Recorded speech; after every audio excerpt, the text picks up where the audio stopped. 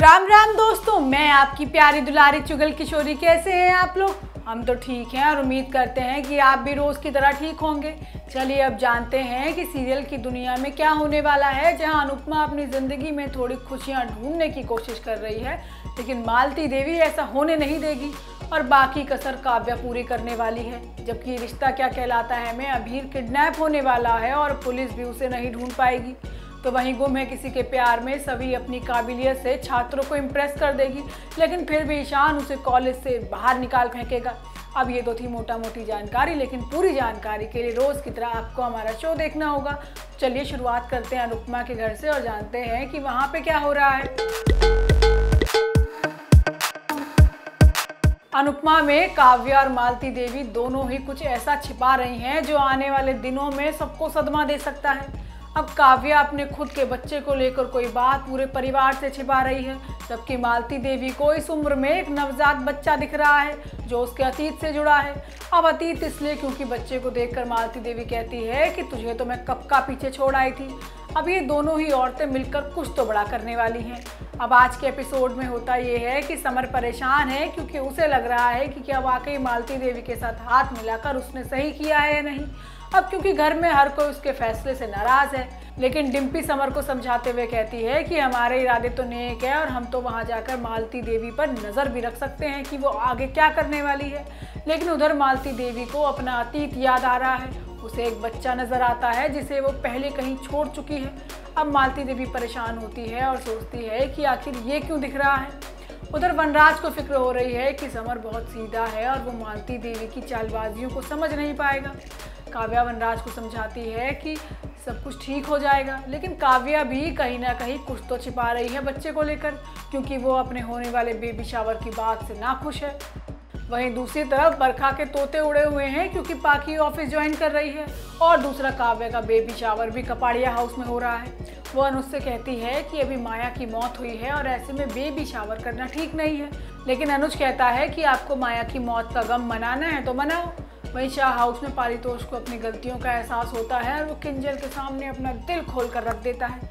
अब तोशु किंजल को thank you भी बोलता है सपोर्ट करने के लिए। वो कहता है कि अब मैं अपने पैरों पर खड़ा होकर दिखाऊंगा, जिसके बाद सभी लोग बेबी शावर की तैयारियों में लग जाते हैं। वहीं ये रिश्ता क्या कहलाता है में अभीर घर से भागने में कामयाब तो हो गया है, लेकिन अब वो कसौली कैसे पहुंचेगा, क्योंकि वो तो बीच रास्ते में ही रास्ता भटक गया है। बेचारा कसौली पहुंचने की बजाय किसी ट्रक में फंसकर कहीं और पहुंचने वाला है। वहीं दूसरी तरफ अभिमन्यु के प्राण सूख जाएंगे क्योंकि अभीर नहीं मिलेगा। बताओ मंजरी की बात सुनकर अभीर ने कितना बड़ा फैसला ले लिया। होता ये है कि कसौली जाने को लेकर अभिमन्यु और मंजरी के बीच जंग छिड़ गई है। मंजरी का कहना है कि अक्षरा अभीर को पाने के लिए बीमारी का नाटक कर रही है, लेकिन अभिमन्यु कहता है कि उसकी तबीयत सच में खराब है। अगर उसे ऐसा कुछ करना होता तो वो कोर्ट के फैसले के बाद ही ना कर लेती, और मैं अक्षरा को अच्छे से जानता हूँ, वो प्रपंची नहीं है। लेकिन मंजरी का कहना है कि अपने फैसले पर अभिमन्यु को कभी ना कभी पछतावा होगा, लेकिन अभिमन्यु कहता है कि कल तो मैं अभीर को लेकर कसौली जाऊँगा और उसे अक्षरा से मिलवा कर लाऊंगा। अब मंजरी फैसला लेती है कि वो किसी भी कीमत पर अभीर को कसौली नहीं जाने देगी। अब अभीर दोनों की बातें सुन लेता है और रात में घर से भागने का प्लान बनाएगा और उसका साथ देगी उसकी छुटकी बहन रूही। अभीर आधी रात को अपना सामान पैक करके घर से बाहर निकल जाएगा। रूही उसे अपने साथ अपना फ़ोन भी दे देगी। वहीं दूसरी तरफ अक्षरा का बुखार कम होने का नाम नहीं ले रहा है।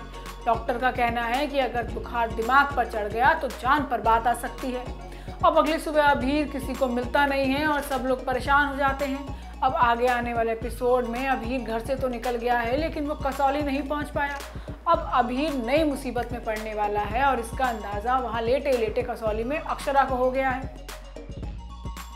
वहीं गुम है किसी के प्यार में ईशान और सभी एक दूसरे से भिड़ने वाले हैं। अब भाई सभी को दाखिला भी उसी कॉलेज में लेना है, तो ईशान को तो उसे मनाना ही पड़ेगा। होता यह है कि ईशान शुक्ला जी को काम से निकाल देगा, क्योंकि वही सभी को अंदर लेकर आया और उसने झूठ भी बोला, जिस पर सभी उससे खरी खरी खोटी सुनाएगी। वहीं जब सभी कैबिन से अपना बैग लेने जाएगी तो ईशान उस पर गुस्सा करेगा और सही से सवाल भी करेगा कि उसे यहाँ शांतनु ने भेजा है या किसी और ने। इस पर सभी गलती से अपनी टीचर ईशा मैडम का नाम ले देगी। इस पर ईशान समझ जाएगा कि उसे ईशा ने भेजा है। अब ऐसे में नाराज होकर वो सभी का बैग बाहर फेंक देगा, साथ ही उसके मुंह पर दरवाज़ा भी बंद कर देगा। वहीं दूसरी तरफ भवानी विनायक के सामने बैठकर अपना रोना रोएगी। ऐसे में विनायक भी घी में आग डालने का काम करेगा और सभी को चोर बताएगा। वो सभी को लेकर कहेगा कि वो 10 लाख के गहने चुरा कर भागी है, जिससे वो पुणे में आराम से रहेगी। लेकिन अश्वनी उस पर चिल्ला पड़ेगी और उसे जमकर कोसेगी। एंटरटेनमेंट का तड़का यहीं खत्म नहीं होगा। शो में देखने को मिलेगा कि ईशान अपने बाप पर नाराज होगा। वो ईशा से संपर्क रखने के लिए शांतनु को खूब सुनाएगा। अब आगे आने वाले एपिसोड में कुछ छात्र सभी को टीचर समझ लेंगे और उसे 3rd ईयर का प्रॉब्लम सॉल्व कराएंगे। अब सभी भी उसे मिनटों में सुलझा देगी। लेकिन तभी वहाँ पर ईशान आ जाता है और उसकी काबिलियत देखकर शांतनु उससे कहता है कि क्या तुम अभी भी सभी को स्कूल में एडमिशन लेने से रोक सकते हो। तो दोस्तों ये तो थी आज के तीनों सीरियल्स की जानकारी। आपको हमारा शो कैसा लगा हमें लाइक कमेंट करके ज़रूर बताइएगा। और अगर आपने हमारे चैनल को सब्सक्राइब नहीं किया है तो याद से वो भी कर लीजिएगा। आपसे फिर मुलाकात होगी नई जानकारी के साथ। राम राम।